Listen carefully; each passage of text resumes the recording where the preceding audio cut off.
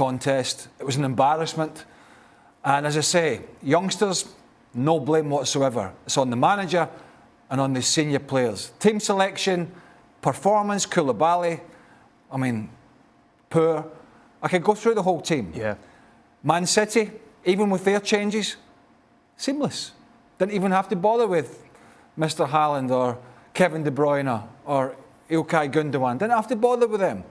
It was a cakewalk. And Graham Potter, I'm afraid, is under severe pressure. Congratulations to Man City. They were professional. They did what they had to do.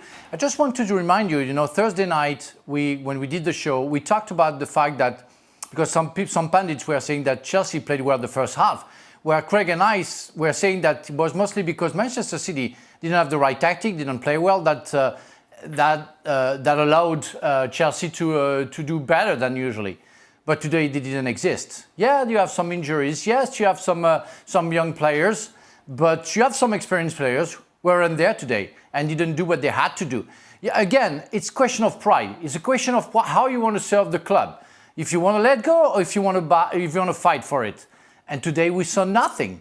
And I'm very sad when I see that, because I know that there is a big expectation from the fans and from everybody. It should have been a very good tie, a very tight tie, as Pep Guardiola was also expecting. It was embarrassing for Chelsea because we saw nothing. And I'm with Craig. Of course, the young lads shouldn't be hit by the criticism. They have to be put apart because it was more difficult for them than the others. I think about the Hall, who played 2 games against Man City, lost twice for his debut with the club, and that will stay forever. That's not nice from Potter to do that. That could be the lowest expected goals, I think, and I'm not an expected goals expert, as you well know, Daniel. However, 0.10 could be, somebody will correct me, one of the lowest ever out there. So people obviously will look at 1 win in 8. And Graham Potter has to step up. He's going to face the press. We'll be hearing from him in a moment. What did he do wrong? Where did he get it wrong today? Everywhere. Team selection. And he'll maybe say at some point when we hear from him, if we do, we've got games coming up, I've got injuries. I understand all that. I think we all understand that. But I don't understand blooding extremely inexperienced players at one of the most difficult places in club football to go to. In particular, obviously, we look at that back four and we know the potential that City have going forward. Well, Chalobah played it right back and Humphreys played in the middle to start the game. And then they went to a back 3 in the second half and tried to shore it up a little bit. But yeah, I'm looking at youngsters. I just don't think it's the play.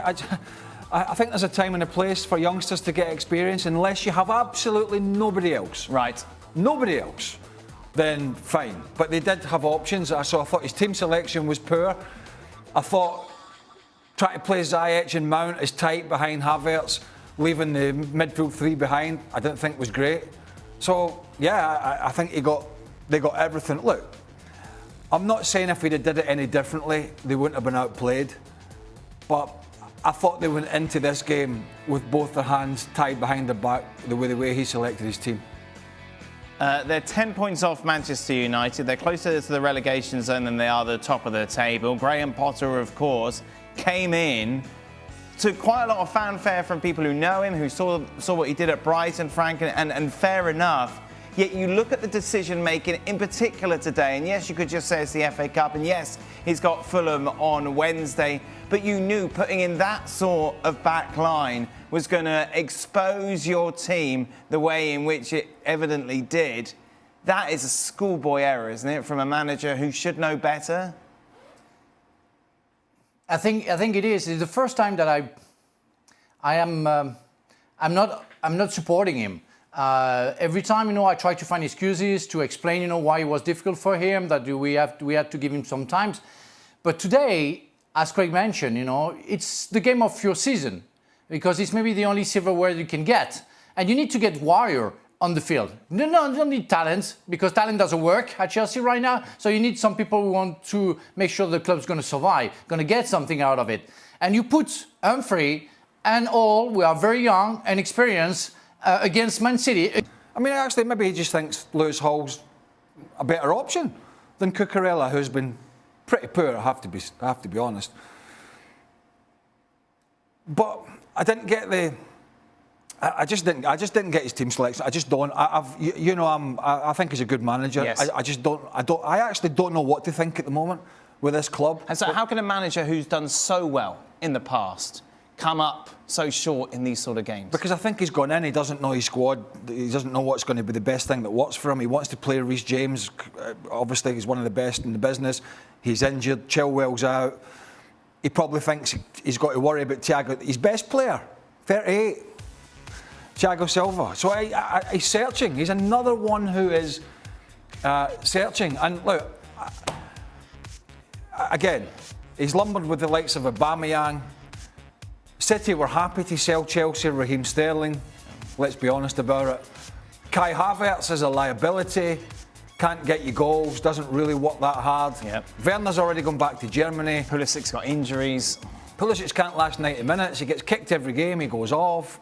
Ziyech is a bit of a lightweight. He's a skillful player. We thought, oh, World Cup, he'll come back in and great. Potter knew this. He knew that, Pulisic come back from the World Cup, he'll get injured.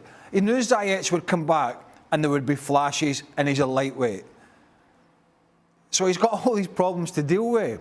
And then he has to turn to Aubameyang, who, as I say, was signed by Tuchel, who Bowley was about to sack. And then at the start of the season, when Potter comes in, he's got to listen to the consortium talking. This is a bugbear of mine, talking about all-star games. Worry about the business. Worry about what you're putting on the field. What you're putting on the field is the business. Mid-table is not where Chelsea strive to be. Getting battered by other elite clubs in the Premier League and the FA Cup is not where Chelsea strive to be. Putting out youngsters to be mauled at the hands of players like Mahrez and others at Man City is not where they should be. It's mind-boggling. I actually am intrigued now. I am really intrigued by what Potter, the ownership, and this club does over the next 4 weeks. I'm intrigued because I think we're going to learn a lot about them. Frank, we of course heard the Chelsea supporters chanting Thomas Tuchel's name in the second half there. With hindsight, was it a mistake to let him go when they did? The thing is, you can chant Thomas Tuchel, but don't forget that all the players that Craig just mentioned have been bought under him. And you could question the recruitment department at Chelsea for years now. If you compare for what you see at Arsenal, for example, we came back from hell, I have to say, but back within like 3 years with Arteta, with a good selection of players that they wanted to buy. City, what they do every time, you have a result of a bad recruitment. So it's nice to chant Thomas Tuchel, but the way that at the end Thomas Tuchel was playing was also boring, where we didn't get anything. It was all about possession.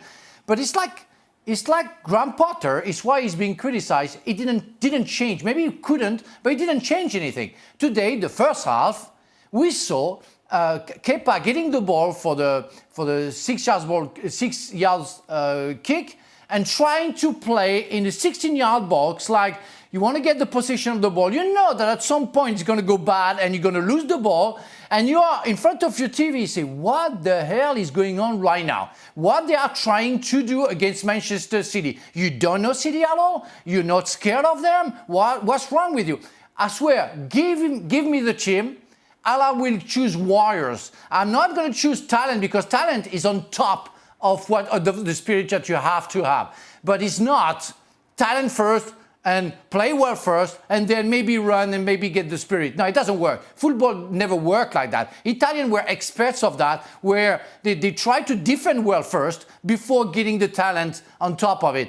But right now we see nothing. And we saw nothing for like almost a year with Tuchel. So it's nice to sing Tuchel, but that's not the result that you have to have. You have to find somebody who can bring something different to Chelsea, a more vertical game, more spiritual game, where it's like the players are never in danger.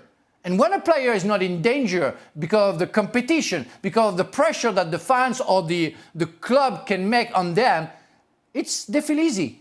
They feel comfortable, and that's not a life of a football player. Some of the Alexis is standing by the way. okay. Graham Potter will be with us in a moment. Craig, go on.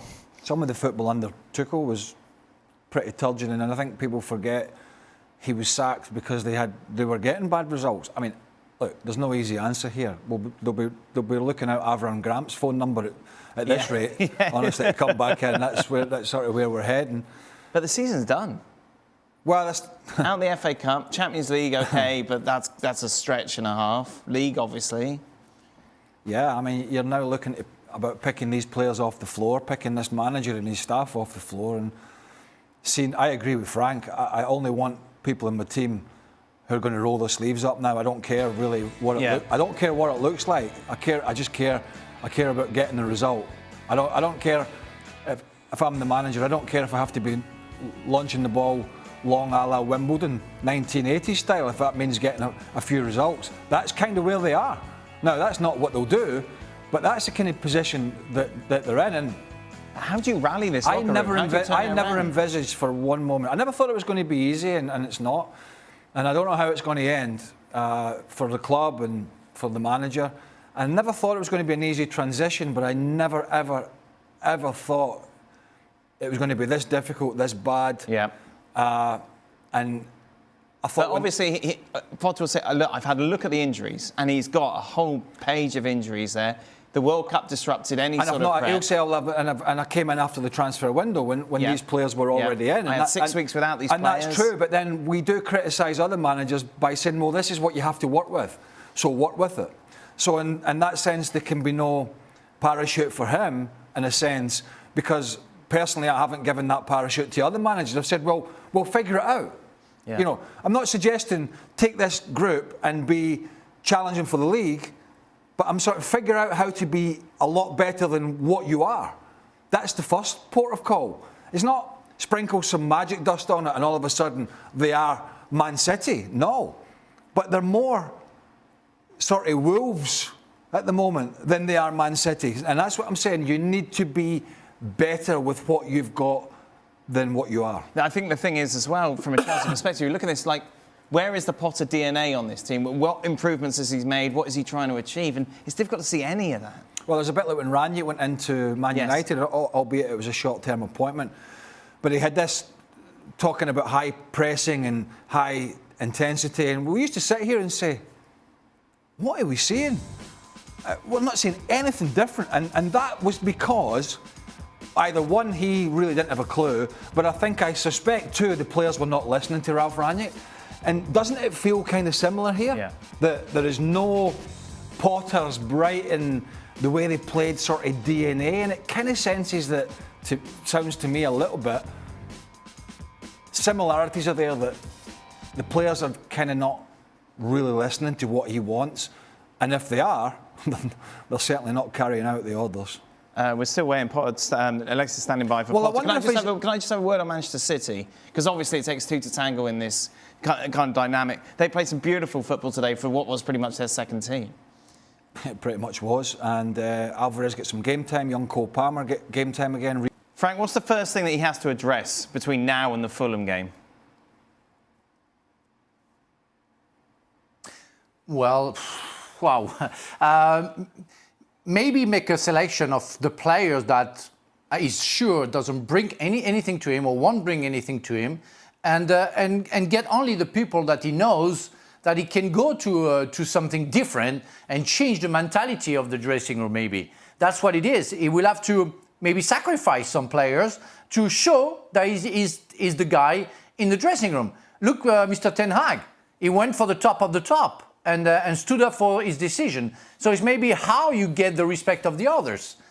How Pep Guardiola, I heard Riyad Mahrez after the game that they played on Thursday, saying that he was, the presenter said he was one of the best, for the season. And he was on the bench and came on and scored. He said, we know what we can expect. Frank, we know what we cannot expect from Guardiola.